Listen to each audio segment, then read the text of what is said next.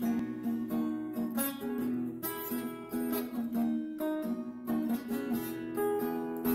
on the tube with E. You're on the tube with E. You're on the tube with E. Right now, I bring you information and testimonies too. Resources you can rely on and a song for you. So stay tuned, 'cause you're on the tube with E. You're on the tube with E. You're on the tube with E right now.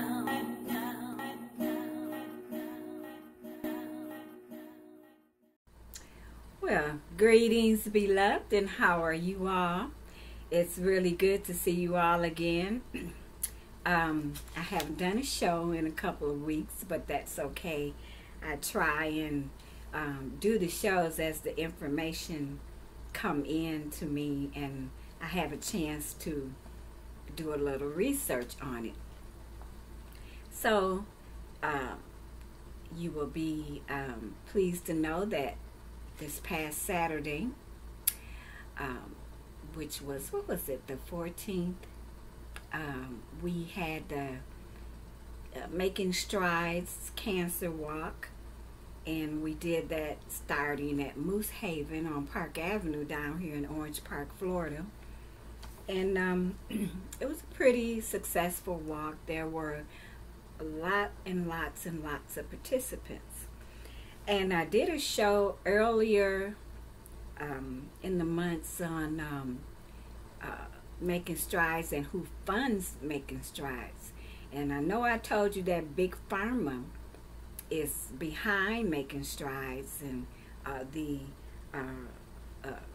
American Cancer Society. But that's okay, you know. I mean, if they want to, you know, put the money out there, we know as we go along and we gather information what we should and should not do. But let me just say, I think that supporting Making Strides is a good thing, because they, you know, American Cancer Society, they do give rides back and forth to patients that cannot afford to take a lift or whatever, or their insurance doesn't cover their rides, or they've taken all their rides, all their benefits, and so they do that. They have volunteers that will come and pick you up and take you to your doctor's appointments and bring you home. And then they give wigs to the women that have lost all their hair. They provide wigs free of charge, and they give hats and scarves and things like that free of charge. And then they also have the Look Good, Feel Good program, where you go and the person is not always a female, sometimes it's a male, and they explain to you how to do the wigs, you know, for your hair. They for your head rather. They give you a beautiful bag, gift bag, which is usually a makeup bag full of makeup, and the makeup and creams and stuff are from name brand companies, and sometimes it may have Avon in it, or L'Oreal or CoverGirl or something like that. And it's really nice. I mean, there's lipstick, there's foundation, translucent powder, eyeshadow, eye pencil, you know, and mascara. Sometimes after chemo we don't have eyelashes, so but the mascara, you know, you can darken where the eyelashes should be, or you could wear the false lashes, you know, such as I have on now. I have on strips, you know, but you could get them individually done too. But anyway, that's one of the good things about the American Cancer Society. So the donations from Making Strides go to things like that. And they also have, I think, Meals on Wheels or something like that if you qualify for that. So it's not all bad. Trust me, it's not all bad. We're gonna go right in. Excuse me, I dropped my glasses. We're gonna go right into our show. Today, we're gonna be talking about fluoride. Fluoride, the good and the bad. So, without further ado, someone said that they read that fluoride is not really that good for teeth, and that it could even be a poison. Is this true? And if so, how is it possible that we use it in toothpaste, something we put in our mouths? That's a good question. Well, there's no short answer or long answer to this question. So let me tell you, fluoride is a naturally occurring mineral. Okay, it's a naturally occurring mineral. And though it's not an essential nutrient, it's present in many foods. It's present in many foods. And however, today we're exposed to fluorides from a wide range of sources. And some of those sources includes air pollution, drinking water, toothpaste, mouth rinses, beverages, medicines, anesthetics, fluoride supplements, pesticide, and herbicide residues. So there's a lot of sources where fluoride is present.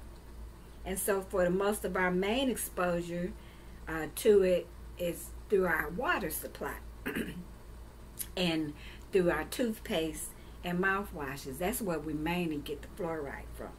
So unlike chlorine, which is added to the water for purposes of disinfection,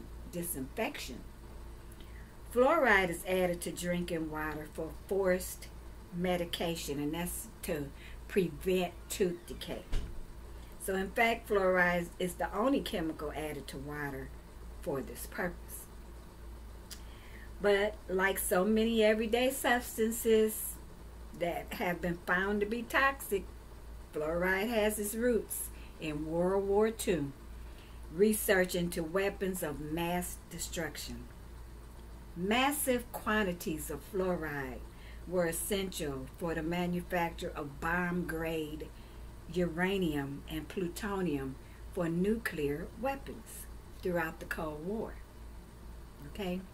So post-World War II, fluoride was a popular form of rat poison. Rat poison. However, as fluoride production began to greatly outstrip its use as a rodenticide, scientists were spurred on by the industry and the government to find other uses for it. I mean, they couldn't just let it go. They had to find other uses for it. Well, other uses for it would mean more money, right? Okay.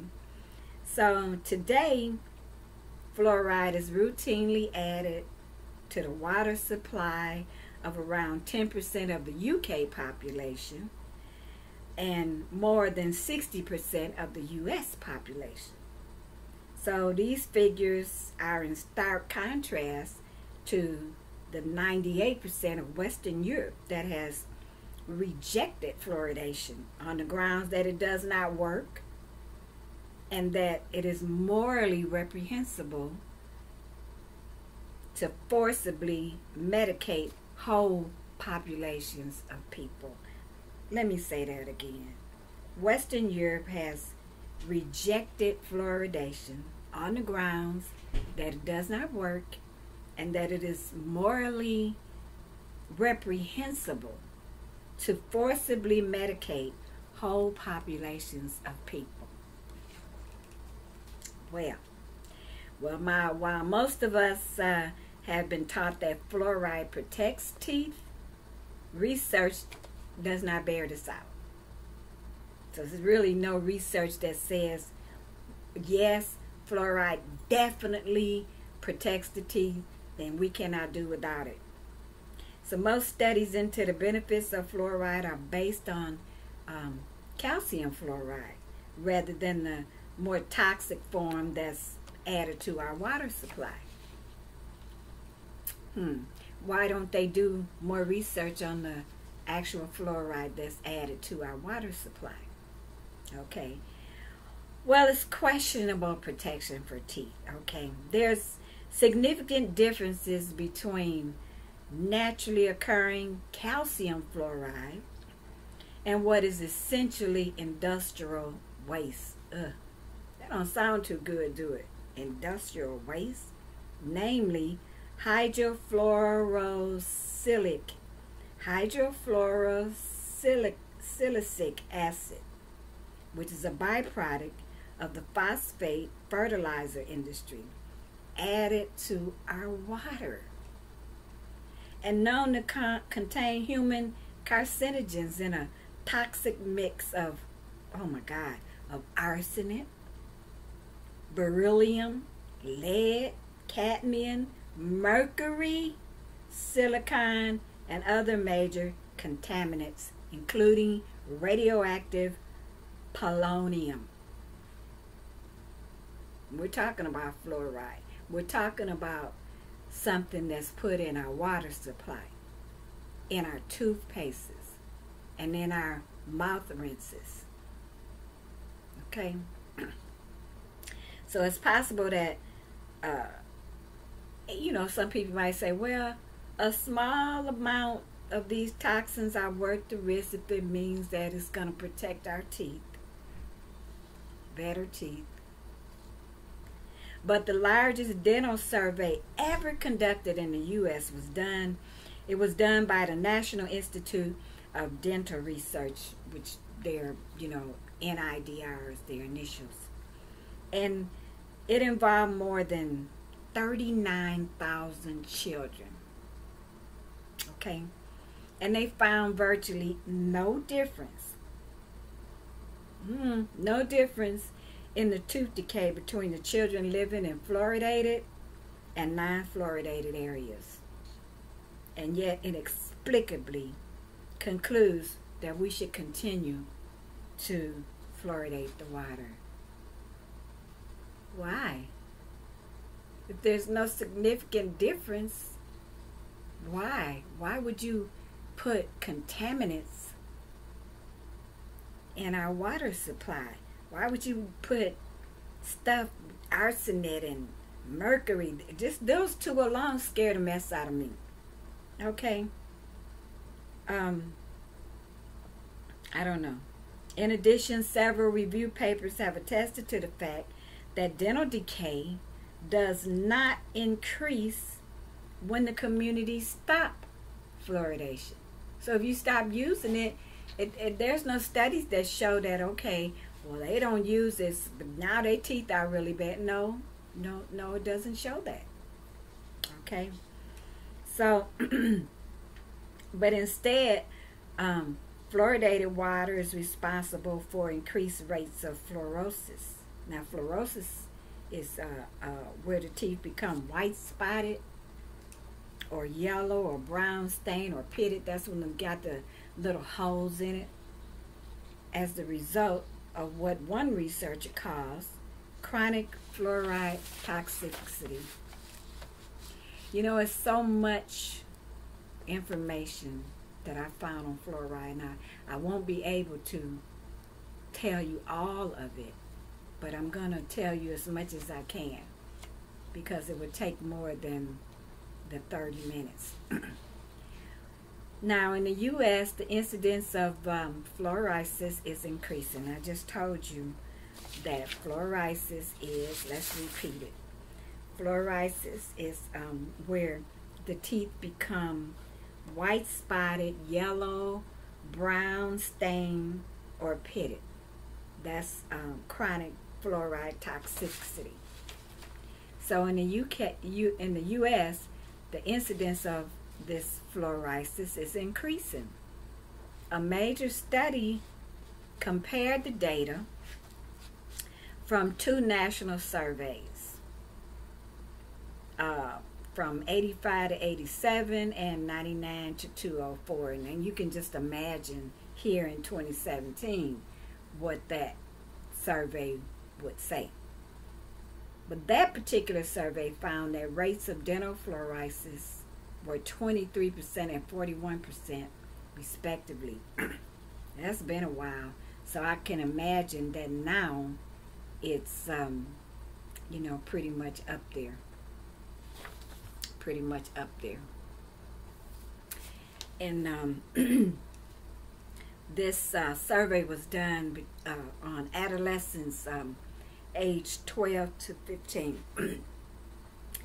Today I'm really kind of choked up here inside. But anyway, similarly, the prevalence of very mild fluorisis, 17.2% and 28.5% respectively, and 4.1% and 8.6% respectively, and moderate and severe fluorisis combined 1.3% and 3.6% have increased. So now the studies that they did, they showed that the highest incidence of fluorisis is in areas where the water is naturally fluoridated, followed by areas where the water supply is deliberately dosed with fluoride. But the lowest incidence of fluorisis is where the water is not fluoridated. Okay, so you got the area where the water is just naturally fluoridated, you know, by nature. And then you have the area where the scientists fluoridate the water, you know, and those two had a higher rate of fluorisis than the area where the water wasn't fluoridated at all. Okay, so let's see. Let's move on down to fluoride accumulates.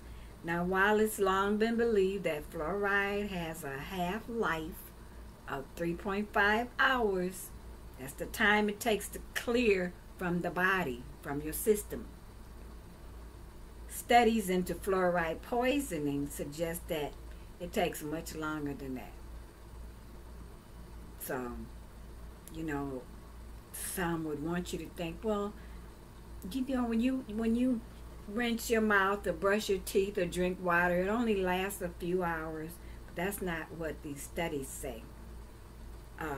A community in Alaska was poisoned with fluoride due to a malfunction in the fluoridation equipment system.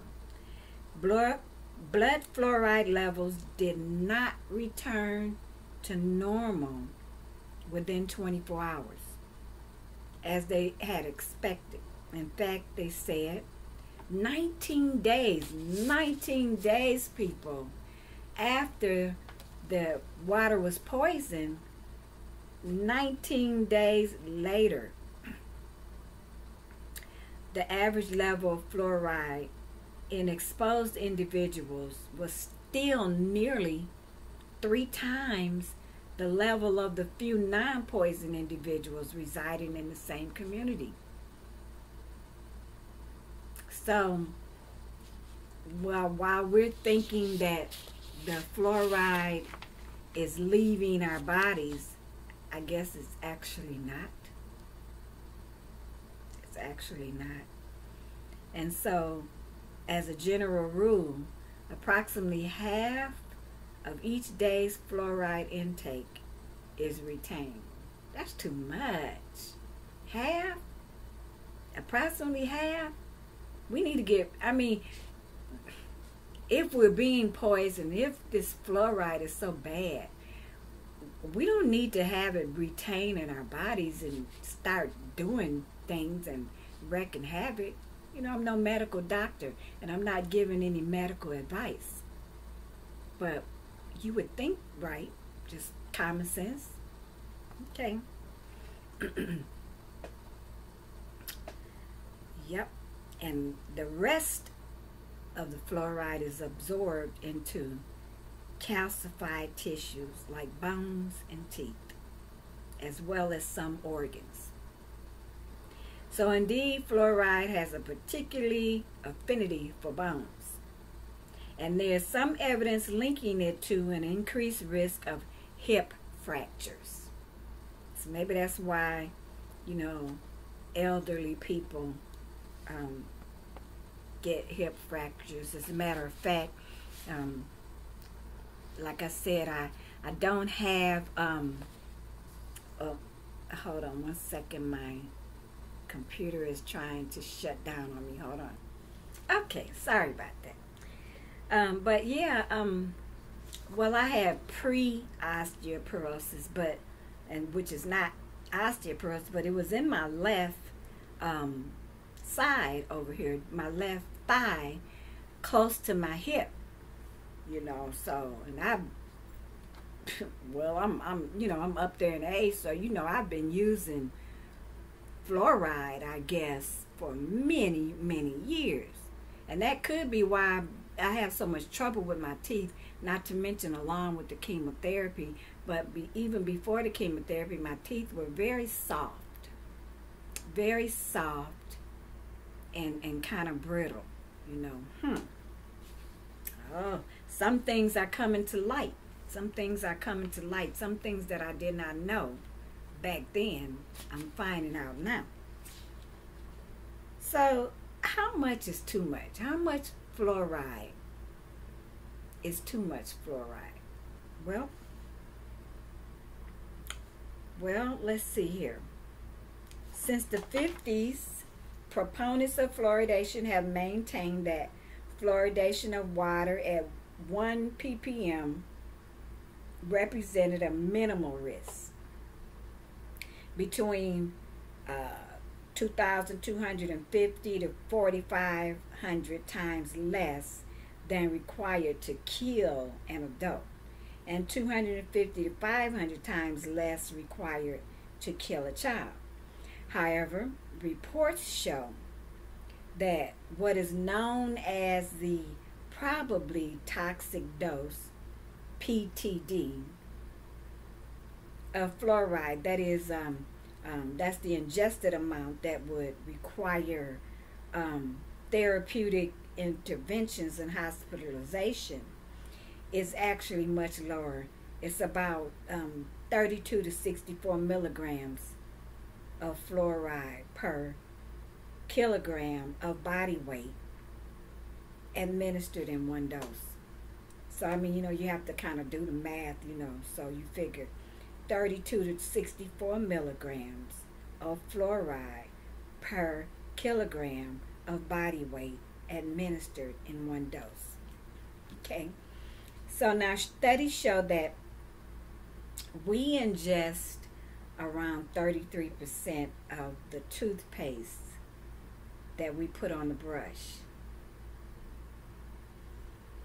That's why it's important to make sure you rinse really good after you brush. So some people don't really rinse. They just spit out the toothpaste and go on about their business, especially if they're in a hurry, rushing for work. But it is really, really important to, while you're brushing your teeth, rinse as you brush. And then when you're done brushing, make sure you rinse very, very thoroughly and don't swallow it, spit it out. Yes. And that will help to keep down your swallowing and retaining some of that fluoride. Okay. So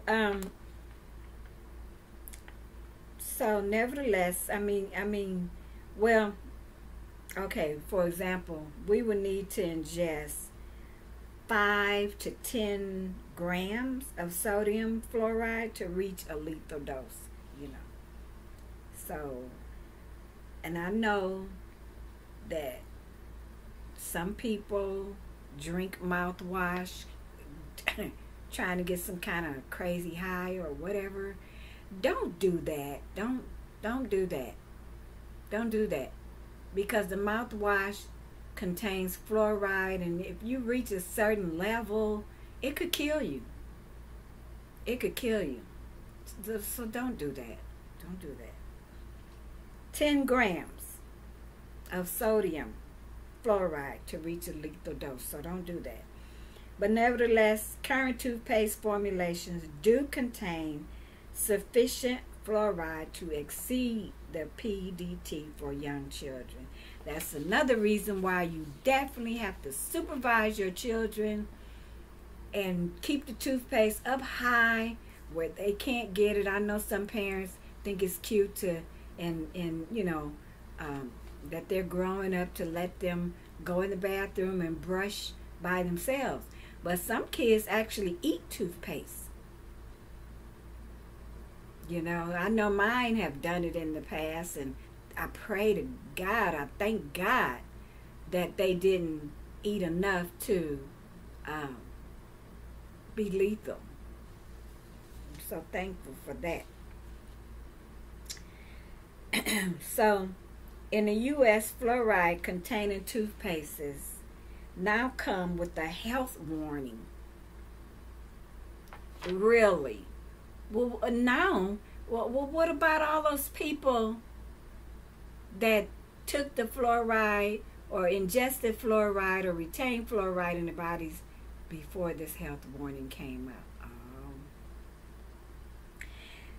Well, anyway, it has a health warning and information on how to contact your local poison control office in the event of accidental ingestion.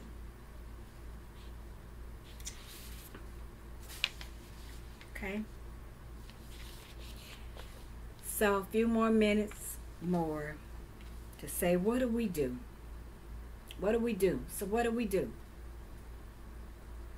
Well, dental health is enormously important. It is important. And it affects not just what goes on in your mouth, but the health of your whole body, because bad teeth can affect your body, you know. Poor dental hygiene is linked to a higher risk of heart disease and stroke, for example. So it's fair to say government health departments and dental associations, supported by a powerful chemical industry, continue to be staunch supporters of fluoride and water fluoridation, and that there is a huge gap between the views of environmental and health campaigners and that of officialdom. So I'm going to leave that right there on that note. That is truly something to think about, huh? Should we continue to use the toothpaste and the mouthwashes that the industry makes that you buy at the drugstores or the supermarkets? Or, you know, you might can make your own. I've heard of some people using baking soda to clean and whiten the teeth. That's a possibility. And I'm sure there are other natural ingredients that you could use to make your own toothpaste. I'm willing to bet that if you Google it, you can find out what's in natural toothpaste. But I'm just saying, you know, I'm just here to report the information. Not to tell you, not to, you know, I'm not telling you to stop buying toothpaste or mouthwash, but I'm telling you what's in them and what it does. And I leave it up to you to make that decision for your health. And on that note, I thank you for joining me, and you have been watching On the Tube with Ely, and God bless.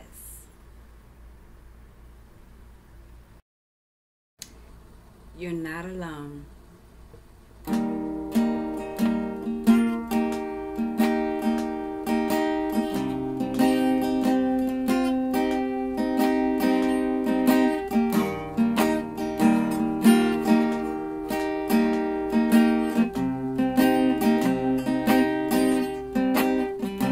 If somebody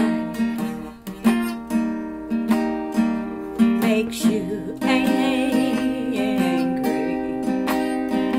if somebody treats you bad,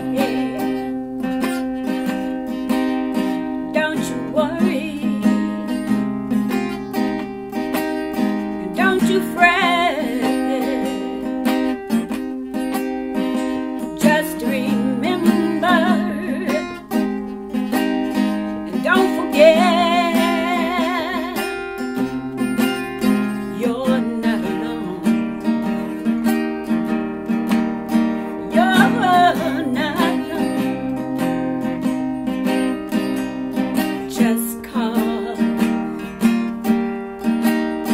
on your phone. Close your eyes.